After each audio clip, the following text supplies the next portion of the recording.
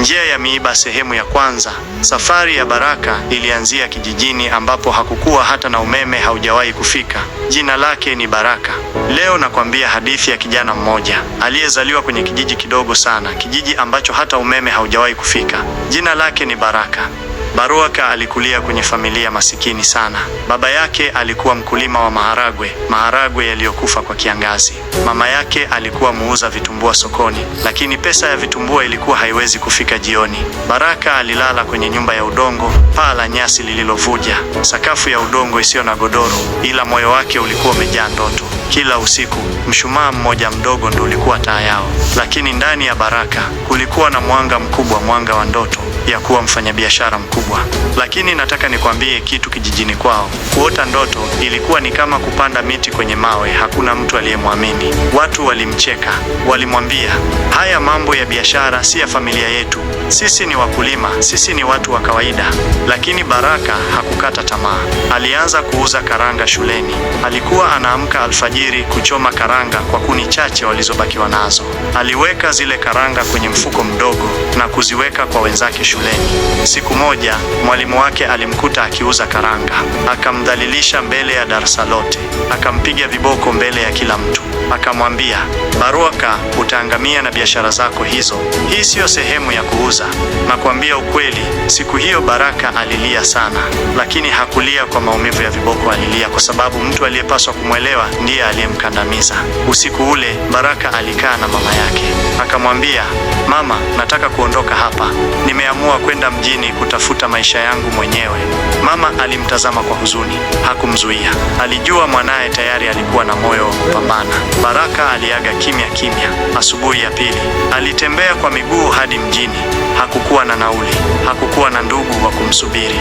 Alikuja na karanga na maji kidogo tu. Mji ulimchanganya, gari nyingi, watu wengi, makelele yasiyokoma. Baraka alianza maisha yake ya mtaani kama muuza maji barabarani. Alibeba ndoo ya maji, alipita kwenye foleni akiita kwa nguvu, maji baridi, 200. Wengi walimkimbiza, wengine walimfukuza kama mbwa, lakini moyo wake haukukata tamaa. Siku moja alikutana na kijana mmoja anaitwa Shabani. Shabani naye alikuwa anauza karanga mitaani. Walikuwa marafiki haraka sana. Walicheka pamoja, wakauza pamoja, wakagawana ndoto. Lakini moyoni mwa Shabani kulikuwa na kitu kingine, tamaa. Siku moja pesa ya mauzo ilipotea. Baraka alihesabu pesa, haikutimia. Shabani alimwambia, labda ulisahau.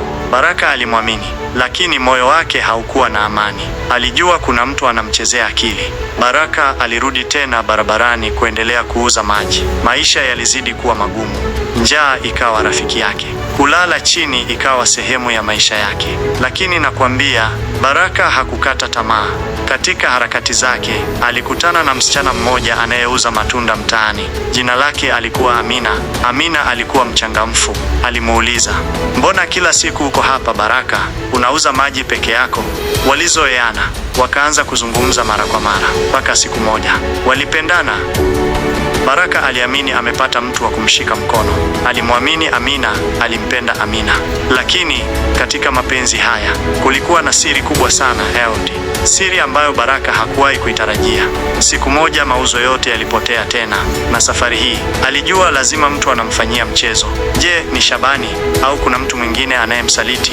Na kuambia, safari ya Baraka ilikuwa ndio inaanza. Barabara yake ilikuwa bado na miiba mingi. Maisha ya biashara sio rahisi. Maisha ya mtaani ni vita ya moyo. Na safari yake ya kuishi, kupenda, kusalitiwa na kufaulu ilikuwa bado ndefu sana.